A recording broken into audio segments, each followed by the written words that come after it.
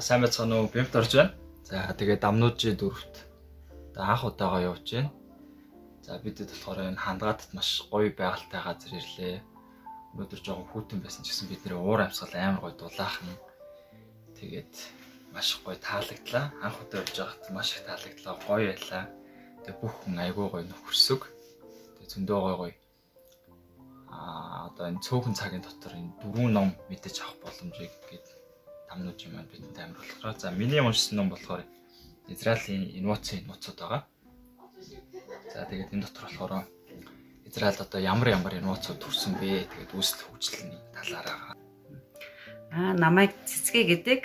Энэ өдөр номын энэ өдөрлөгт оролцоод тэгэхээр ном уншаад хамт олонтой ингээд амралтыг нэг өдрийг амарч ингээд өнгөрөөлөө. Тэгээд энэ номын өдөрлөгөөр би амьдралыг өөрчлөх алсын хараа гэсэн номыг уншаад маш их хэвэл авсан. Энэ ном уншснараа би үнэхээр аж жаргалтай, баяр хөөртэй бас үнэхээр өөрийнхөө хүсэл мөрөөдлийг үнэхээр алсын хараагаа олж харж чадсан.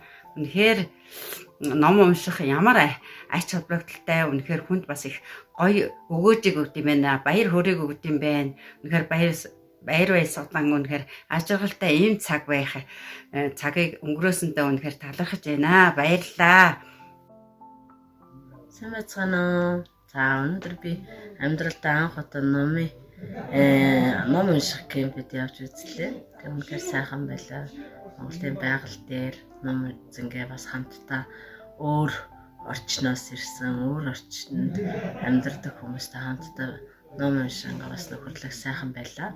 Тэгээ би энэ номны энэ кемпэд явахын тулд маш их завгүй байсан боловч тэг бүх ажлуудаа ингээд зохицуулаад урьдчилаж хийгээд өнөөдрийг бүр зорж ирсэн. Тэгээ миний зорж ирсэн юмний үр дүн гарлаа гэж би үзэж байна. Ном болвол сэтгэлийн хоол гэж энэ номон дээр заасан байсан.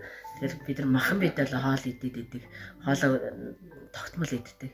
Тэгвэл сэтгэлийн хоолыг бас тогтмол идэх ёстой байна гэдгийг би сурсан. Хоёрдугаарт нь болохоор ном буруу ном уншчих юм бол тэр бодлыг хизээ засахад маш хэцүү гэнэ. Тийм учраас номоос бас уншихдаа зөв ном сонгож уншаарай. Эсвэл баярлаа.